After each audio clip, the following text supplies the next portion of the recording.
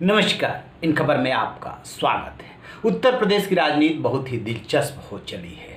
आज फ्लाइट में दिल्ली से लखनऊ जाते हुए अखिलेश यादव और प्रियंका गांधी मिले तो नई अटकलें लगने लगी कि क्या साथ साथ फिर से आ सकते हैं। पिछली बार दो अच्छे लड़कों की दोस्ती हुई थी, हालांकि उस दोस्ती का कोई अच्छा रिजल्ट नहीं आया था।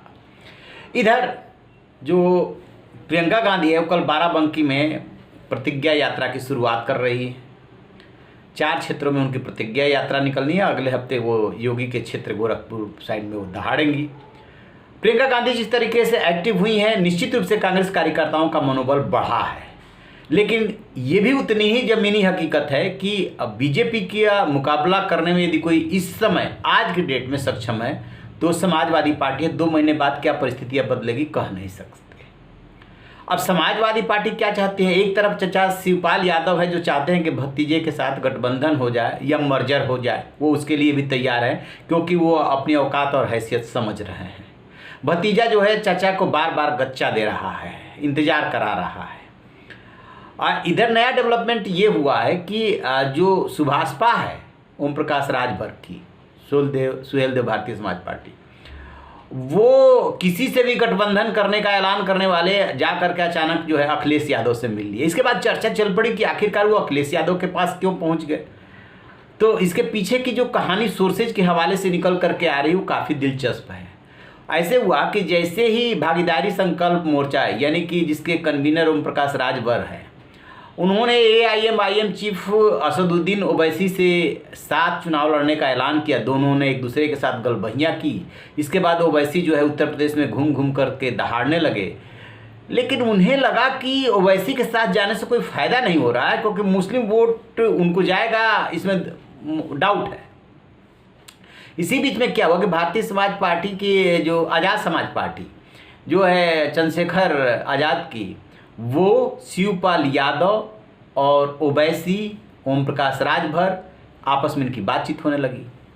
तो कहते हैं कि इन्हीं तीनों नेताओं के सामने ही जो है शिवपाल यादव ने अखिलेश यादव को फ़ोन किया। ओवैसी कह चुके थे कि कांग्रेस और बीजेपी को छोड़ करके किसी के साथ भी वो जा सकते हैं। तो शिवपाल यादव ने अखिलेश यादव को जब फ़ोन किया तो अखिलेश यादव का माथा ठनका कि हमें बीच में किसी की क्या दरकार है, क्योंकि चचा को भी वो लाइक नहीं करते हैं। तो बताते ये हैं कि उन्होंने सीधे ओम प्रकाश राजभर को फ़ोन मिला दिया और कहा कि उन लोगों का साथ छोड़िए, आप सीधे हमारे साथ आइए। ओम प्रकाश राजभर आए और फिर गलबहियाँ हो गई। अब 27 तारीख को मऊ के हल्दरपुर में भागीदारी संकल्प मोर्चा की महापंचायत है। उसको लेकर के ओम प्रकाश राजभर से पूछा गया कि कौन कौन इसमें आ रहा है, तो उसमें अखिलेश यादव भी पहुँच रहे हैं। और अभी तक भागीदारी संकल्प मोर्चा टूटा नहीं है, यानी कि ना ओवैसी ने ऐलान किया है ना ओम प्रकाश राजभर ने ऐलान किया। तो उनसे पूछा गया कि क्या इसमें ओवैसी भी आएंगे, क्यों ओवैसी और अखिलेश एक दूसरे के विरोधी हैं। तो कह रहे कोई किसी का विरोधी नहीं है, संसद में और विधानसभा में तो हम लोग एक साथ ही बैठते हैं। तो आएंगे क्या ओवैसी, अखिलेश यादव उनके साथ मंच शेयर करेंगे क्या? इस पर वो गोलमोल जवाब दे रहे हैं कि अभी इंतजार कीजिए, हमारा बैनर तैयार हो रहा है, जैसे ही बैनर तैयार हो जाएगा तो आपको पता चल जाएगा कि उसमें कौन कौन आ रहा है। ठीक, अब सबसे बड़ा सवाल ये है कि क्या ये सभी लोग मिल करके बीजेपी को हराने के लिए गठबंधन कर सकते हैं? तो विपक्ष को एक करने का, चाहे देश का मसला हो, चाहे यूपी का हो, चाहे बिहार का हो, ऐसे ही है जैसे कि मेढक तोड़ना। अखिलेश यादव भी ये देख रहे हैं कि किसके साथ जाने में फ़ायदा है। चंद्रशेखर के साथ वो नहीं जाना चाहते और ओवैसी के साथ भी नहीं जाना चाहते। वजह कि उन्हें ये लग रहा है कि मुस्लिम वोट बैंक उनका है और यदि एक बार साथ आ गए और कुछ परसेंट छिटक के उनके साथ चला गया तो फिर उसको वापस लेना बड़ा मुश्किल होगा।